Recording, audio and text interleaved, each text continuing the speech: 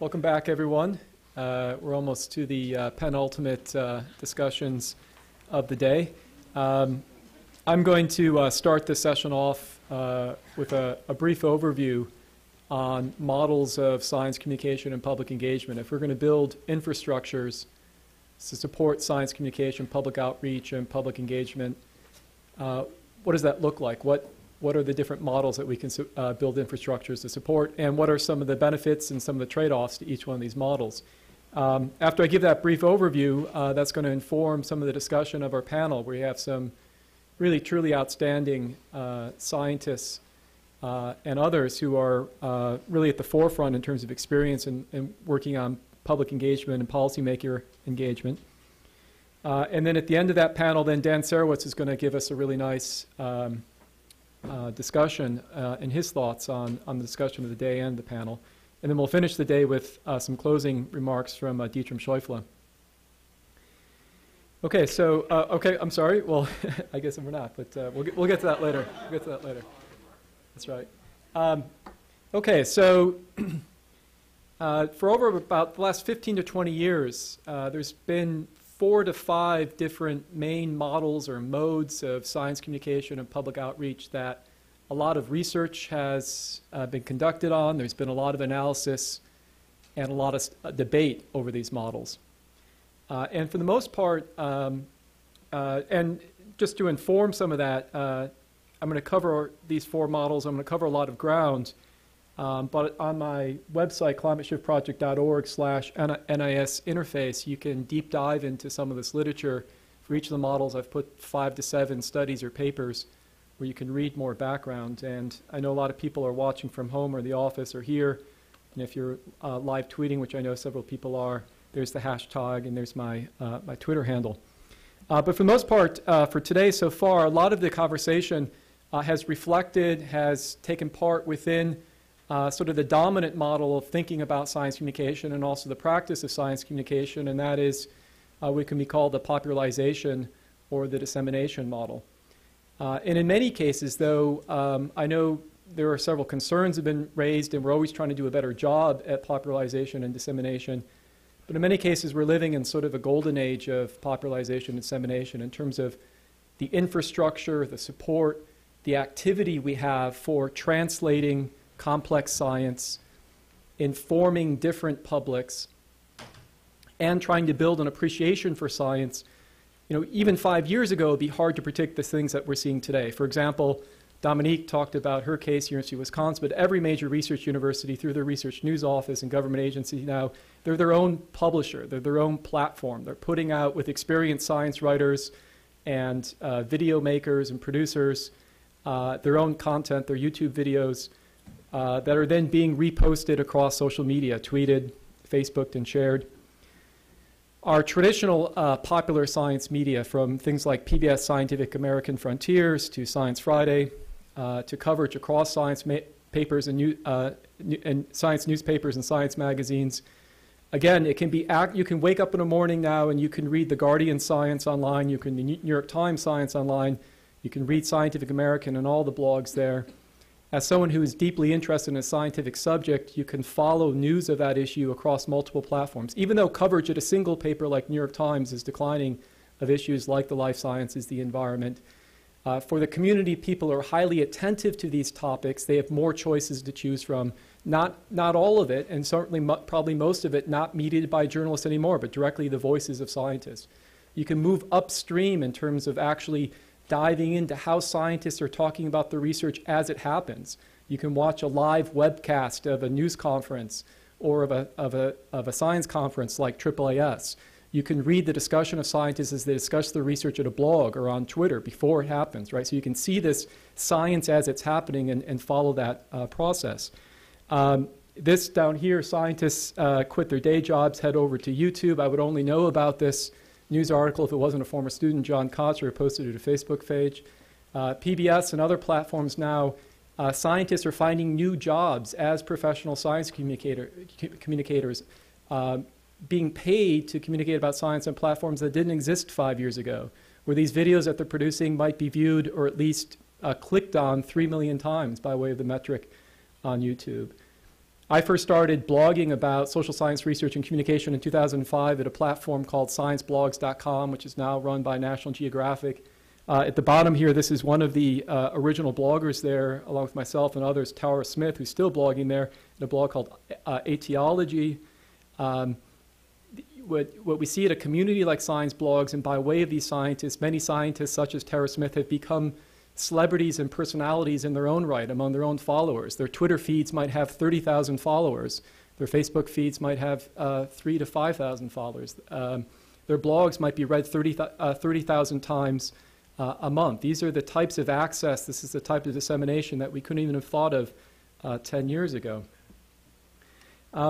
So as we start to look at research in this area, and again, you can deep dive into a lot of the studies that have looked at this. Several people in this room, like Dominique and Dietram, have done several of the studies on this topic. What we see is that the popularization and dissemination model engages very well a core audience of science enthusiasts, people who are highly attentive to science and usually very passionate and very supportive of science, who can comment, share, and repurpose this content across the web. Different surveys show that the attentive audience for science and technology might be between 10 to 15% of Americans. Other survey findings show that the percentage of Americans who at least once have shared content on Twitter, on Facebook about climate change, this is a George Mason survey that recently came out, or shared information about climate change by way of social media, is about less than 5%.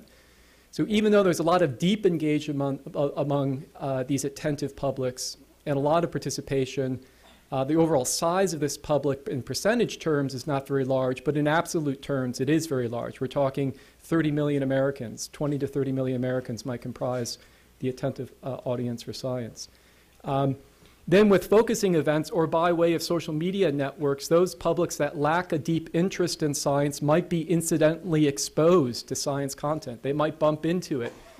In terms of a focusing event happens, an entertainment production happens, they have an increase in motivation for interest for that topic. They start to Google search, and now all this sharing and this producing of science content across platforms, they can readily find and they can deep dive into it once their motivation is sparked.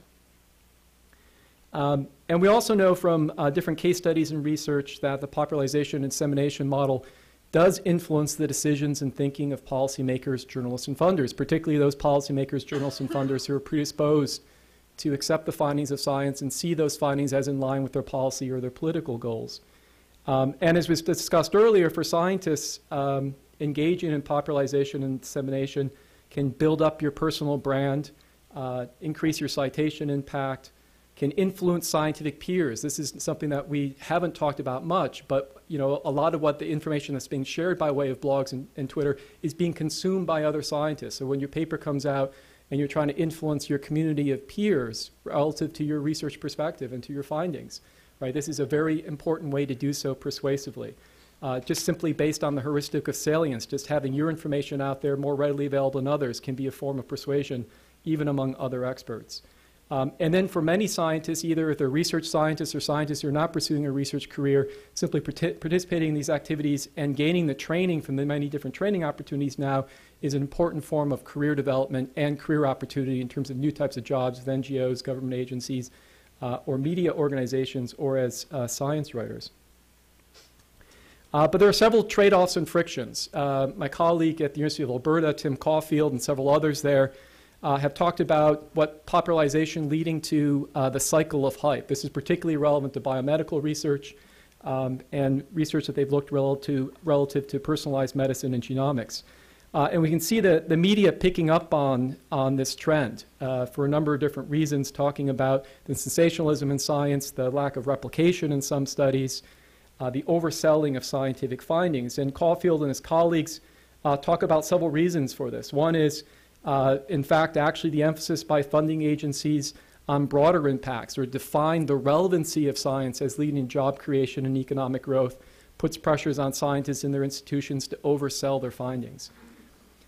As a result, media coverage, and in fact, actually, we've seen this in biotechnology for at least 20 years. Bruce Lewinstein and I did a paper together when I was in graduate school. It's one of my first papers that we studied looking at the history of coverage of biotechnology. What happens then in media coverage is it tends to emphasize near-term societal benefits and market development with less emphasis on uncertainty and possible risks. Stem cell research, embryonic stem cell research, was mentioned earlier as an example where hype has played a role, and that's certainly the case. And when popularization leads to a cycle of hype, what's at risk then is credibility and trust in science, as you can see in terms of a wave of news stories that are appearing. And it may also undermine our ability to do basic research. If you can't easily claim that your research is going to lead to job creation or societal benefits, then you may be less likely to gain funding for that science, and you may be much less likely to gain public attention and media attention. And what we're also seeing at the university level, especially with our state universities, is what we're increasingly defining science and higher education in terms of economic development and job growth rather than as places of learning or critical inquiry. The other thing is popularization is also often seen as a way to diffuse controversy. But in fact, actually, popularization is not a very good way of dealing with controversy. In many cases, we see from research that putting out more, producing more scientific knowledge or disseminating more scientific knowledge actually leads to more disagreement. In fact, I just recently finished a book chapter looking back on some of the work of the late sociologist Dorothy Nelkin. If you go back all the way 40 years to the first case studies on controversies over things like nuclear energy or genetic engineering, you can see that scientific evidence in these highly polarized political debates, each side in the debate can find scientific evidence that agrees with their position, and they'll draw on that scientific evidence as a way to actually canvass over, which are really disagreements over ideology and different political goals and interests. Last year at the Science of Science Communication Sackler Colloquium, Dan Kahan talked about his research on cultural cognition. Research on cultural cognition, Dorothy Nelkin looks at the case study level. Research on cultural cognition looks at the individual psychological level. Kahan's findings have gotten a lot of attention, but his findings are not new in terms of looking at the interaction between knowledge and worldviews and ideology on risk perceptions and support for research. Going back 10, 15 years, we've seen that more knowledge will have differential impacts on people's opinion based on religion, ideology, and other factors on issues ranging from stem cell research to climate change. At last year's Sackler Colloquium, Dan Kahan on the left talked about his findings relative to climate change and his cultural cognition scales. On the left is what we all hypothesize, that we all assume, that people on the top in the green arrow, the egalitarian communitarians who have a particular worldview, who are more likely to accept the risk of climate change because it aligns with that worldview and therefore more accepting of the science and the risks. And then there are hierarchical individualists who tend to be more conservative in their outlook. They see climate change as threatening the status quo in society and leading to regulation of industry. Our assumption, though, is if we inform hierarchical individualists about the basic underlying science, in fact, they'll grow to be more similar as egalitarian communitarians in their risk perceptions. But Kahan's findings, and we see in other studies as well, in fact, actually, more knowledge does not lead to more agreement. It leads to more polarization, and that hierarchical individualists, the more scientifically literate they are, the less accepting they are of the risks of climate change. Early this morning, and when you go to a meeting like this, you can come to expect that the name of Carl Sagan will be evoked as one of our great popularizers, and often there's a call for more Carl Sagans. There's actually a graduate student at the University of Arizona who started a website called More Carl Sagans, actually arguing for this. Carl Sagan was known as the showman of science, as Time magazine once headlined. But it's interesting also in this Time magazine article that you see at the top the real Reagan, this juxtaposition between Carl Sagan and Ronald Reagan. What we often forget is Carl Sagan was not only a great popularizer, but he was also a strong political advocate. He mixed his popularization of science with very strong stances on political issues. This is just one news article where Carl Sagan was arrested with other activists in protesting a nuclear test. Now, when scientists communicate about problems that their science has unearthed, one way to be effective is to be an authentic advocate, to talk about why your values and your personal identity and your political beliefs compel you to believe that this is a problem. And that wouldn't be a problem if scientists overall reflect generally the political composition of the broader American public. As Kahn's findings suggest, is that one reason why hierarchical individualists and worldviews differentiate people in risk perceptions is that the more scientific literacy an individual have, the higher levels of their education, the better that they are at recognizing different group cues. They're better at recognizing what people like them who share their worldviews, what they believe about science. So This is findings from a 2009 survey by Pew looking at members of the AAAS.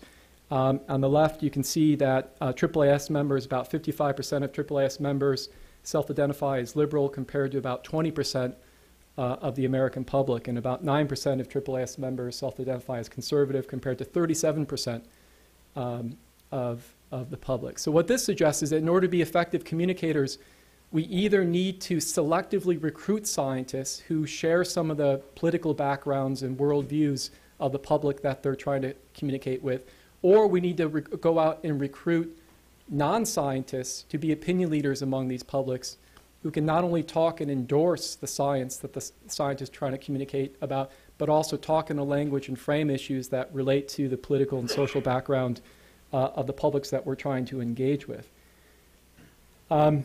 The other thing that where our own social and political identity, where we come up to a problem, is that we often then have a faulty intuition when it comes to recognizing what the sources of our differences might be in people who are trying to communicate about, and also how we come about in terms of intuitively communicating about these issues. This is taking the AAAS data and putting people, different social groups and audience groups on a scale. On the left-hand axis there, you have percentage Republican Democrat. On the bottom axis, you have the percentage conservative liberal. And here you can see AAAS members are among some of the most politically and ideologically like-minded of these social groups. So here you have AAAS members, Mormon Church members, Tea Party members, Fox News viewers, evangelical church viewers. Here you have Daily Show viewers, CNN viewers. What this means is that in terms of being politically like-minded, we all tend to read the same news sources. We all tend to read the same blogs. We readily accept the same type of narratives about our political differences and the reasons for gridlock. We tend to arrive at the same attributions and judgments of blame for who is responsible. And for many cases like climate change policies, policies such as cap and trade, for example, we might intuitively accept, whereas a different member of the public with a different political background, it might signal intuitively for them real reservations. So it's very difficult for us to understand what these sources of these conflicts might be. So based on our own biases, a second model then, what people have argued, and this again is one of the main takeaways from the Science of Science Communication Sackler Colloquium, is what I call the strategic communication model. Dominique Brissard and Bruce Lewinstein in a chapter called the social contextualist model. This is drawing upon research to better understand audiences, to test messages, and to identify and work with opinion leaders who are trusted sources within those audiences that you're trying to reach. Here's a good example of how this was done with the Science, Evolution, and Creationism pamphlet and book that was put together. This was aimed to be a resource for people like PTA members, local school board members, and lawyers, so they could effectively talk about the importance of teaching evolutionary science in schools. In putting together this booklet, there are a number of different choices that the authors and the team that put together this booklet could have chosen in terms of what points of emphasis to make in the book, and also then how to frame the relevance of the book when it came to a news release and news media outreach, and even the description on Amazon. And one of the things in doing focus groups and surveys, what they found was that one of the ways that the public recognized the importance of teaching evolutionary science in schools is to talk about evolution as a basic building block in medicine. So when you open up the booklet, one of the main takeaways from the booklet and one of the main call-outs is this example, evolution of medicine combating new infectious diseases. Another way that the public recognized the value of teaching evolutionary science was to talk about its importance to innovations in agriculture. And then not surprisingly, also then to reaffirm for the public or reinforce for the public that many religious leaders and many scientists see no conflict between the teaching of evolution and their own religious beliefs.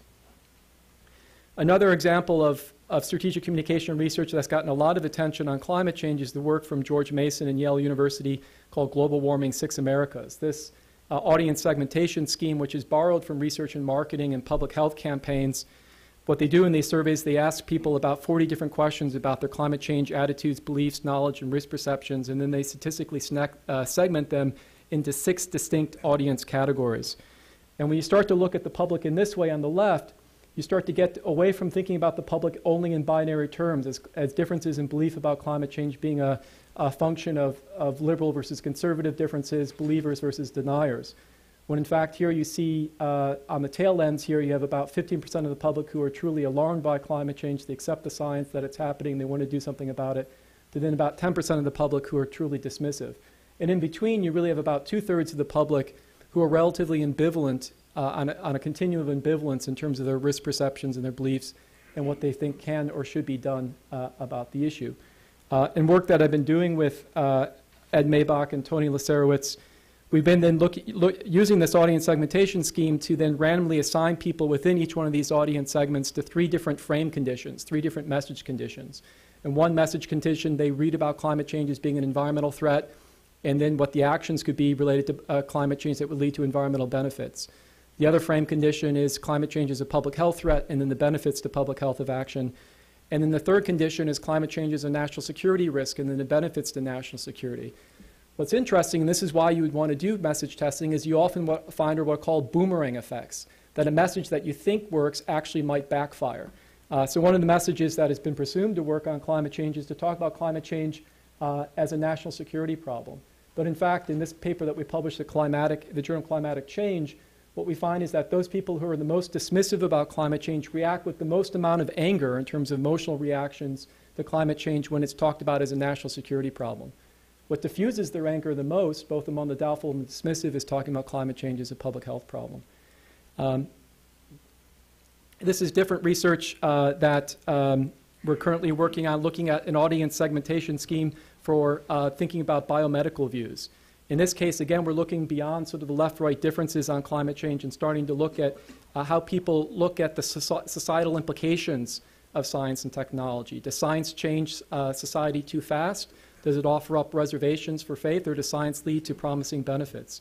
And when we segment the public into these different types of groups, we can see that there is about 1/3 of Americans who are strongly optimistic about science. And when an innovation like embryonic stem cell research comes along, they're strongly supportive. In this case, the optimists, who are about 1/3 of the public, 73% favor embryonic stem cell research. What's interesting is that this group is almost exclusively white. About 90% of this group are white. They have very high levels of socioeconomic status. They rate themselves high on knowledge. They do not lean one way in terms of partisanship, and they tend to be more moderate in their outlook. For this group of Americans, science has really worked for them. They really see the values of it. But among pessimists, those who actually have strong reservations about science, only about 40% favor embryonic stem cell research. This segment is not your typical, what you think typically of your conservative, but in fact actually tend to be more likely female, tend to be more minority, and of lower socioeconomic background. For these Americans, they don't as easily recognize the benefits of science. Science hasn't worked for them as well. It's through this type of audience segmentation, instead of thinking of the public in terms of exclusively left-right differences, that you can then start to think about which audiences you need to address on emerging technologies like embryonic stem cell research or nanotechnology. There's several trade-offs for the strategic communication model.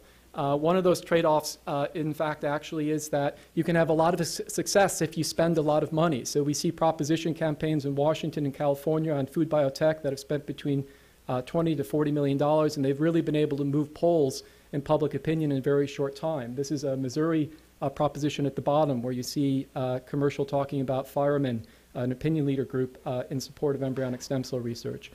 But among the strategic communication model, what it does is oftentimes when you have that type of spending by outside interests within a state, it raises further questions about conflict of interest and manipulation. Is this science in the private interest, or is this science in the public interest?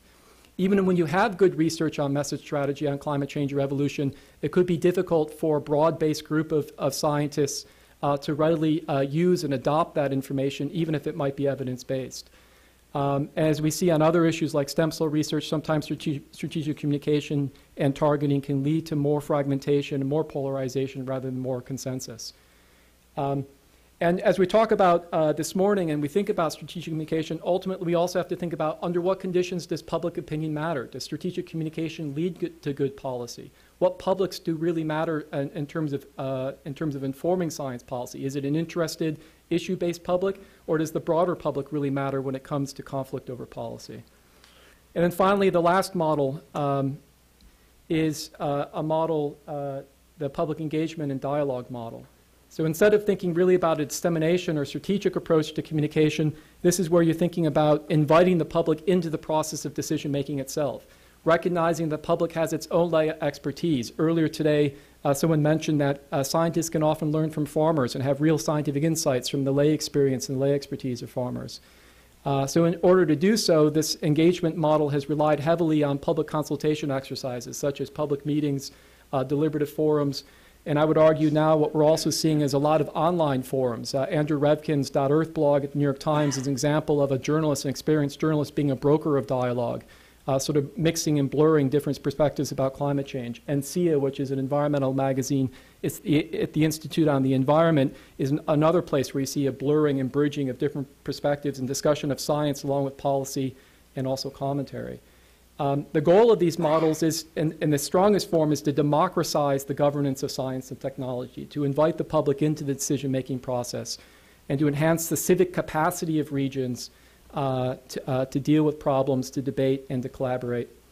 What we know from research is that the increased participant trust and knowledge, sometimes it can soften group differences and polarization under some conditions, and it can offer important insights on policy options, and we can adapt knowledge and policy to local context. Critics of these models, however, have questioned whether the people that turn out to these meetings are representative, whether the meetings actually might give voice to minority views or views that might actually be not in line with scientific consensus, or if these meetings do not actually lead to real input in public involvement in decisions, then they just become another form of public relations and strategic communication.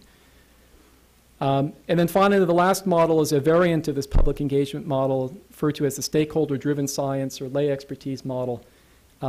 In this model, coming out of sustainability science, there's the belief that in order for research to effectively address the needs of society, it has to be co-produced with the public through consultation. Early on in the research agenda setting process, the public and stakeholders, the research that is supposed to inform societal decisions, the stakeholders and people who are using that research should be consulted.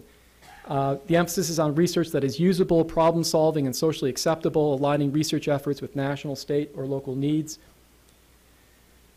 And so, some of the early research has been done on this at the University of Maine, the Sustainability Solutions Initiative, through an NSF EPSCoR grant over the last 5 years. Is a 5-year, $20 million grant. It's an important case study to look at. Some of the research shows that by inviting the public and stakeholders into the research process early on, and then using the research process as a context for communication and participation, it promotes enhanced trust, appreciation, and support for research institutions, especially state universities and land-grant universities, among the public stakeholders and policymakers.